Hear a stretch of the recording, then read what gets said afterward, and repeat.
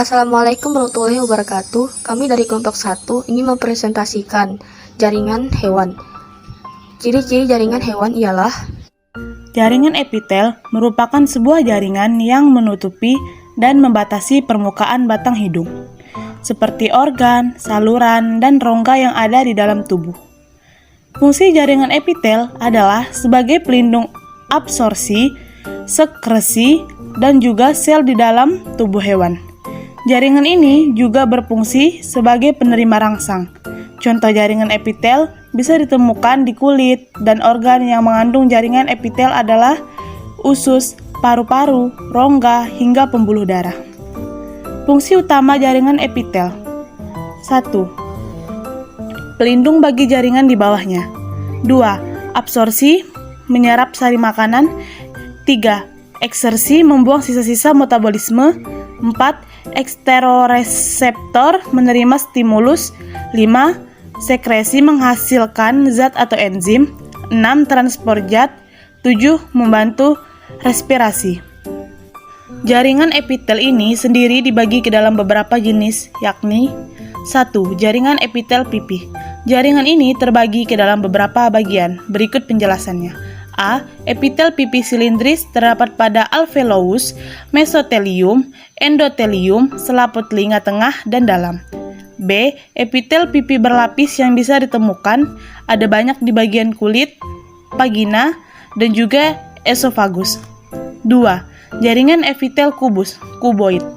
Jaringan epitel kubus juga terbagi menjadi beberapa bagian. Berikut ini adalah penjelasan lengkapnya. A. Epitel kubus selapis, letaknya pada kelenjar, contohnya pada ginjal, lensa mata, kelenjar ludah, ovarium, tiroid, dan pankreas.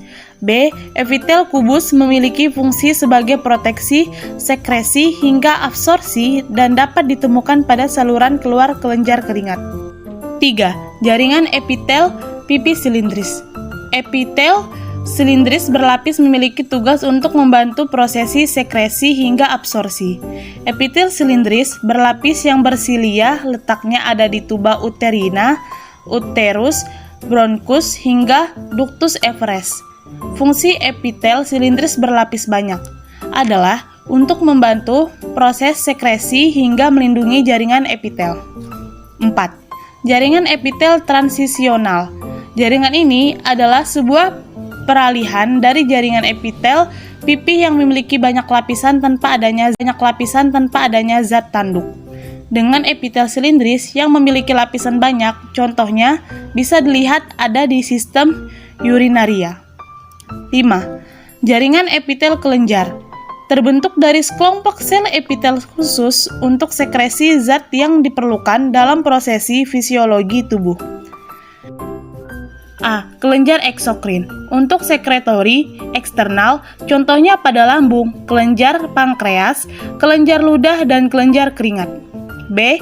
Kelenjar endokrin untuk sekresi internal, contohnya pada kelenjar tiroid, kelenjar timus, kelenjar adrenal, kelenjar hipofisis, dan kelenjar paratiroid. Jaringan ikat, jaringan penyambung.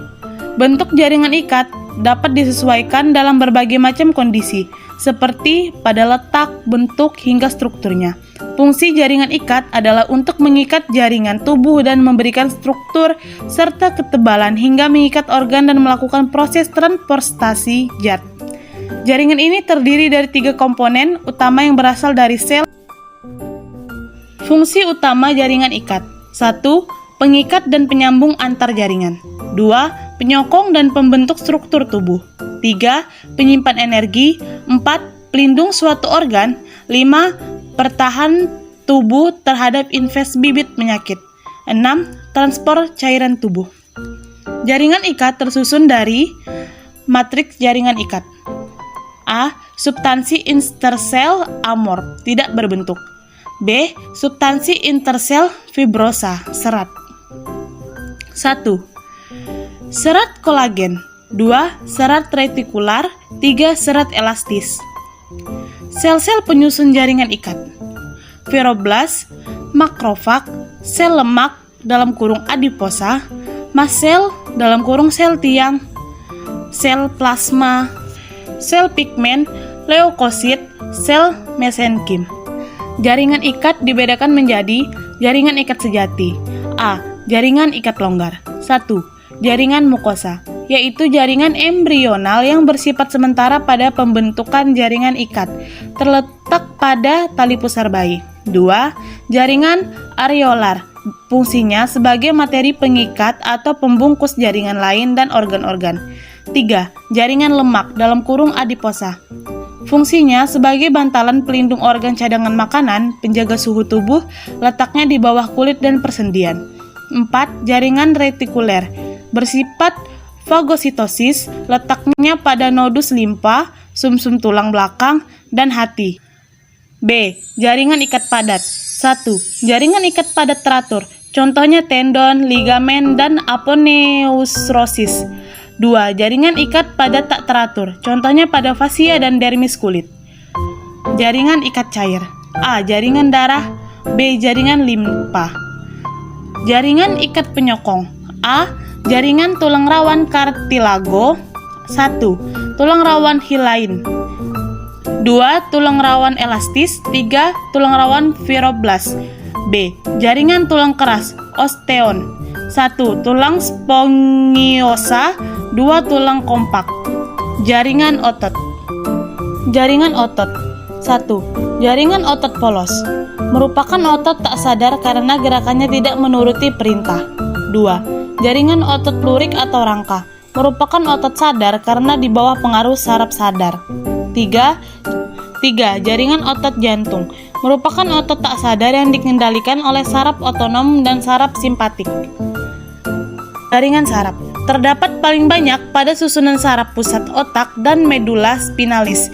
Sisanya di saraf tepi, fungsinya untuk menerima rangsangan yang diubah menjadi impuls saraf, kemudian diteruskan ke bagian penerimaan, menafsirkan impuls, lalu memberikan jawaban yang tepat ke organ efektor.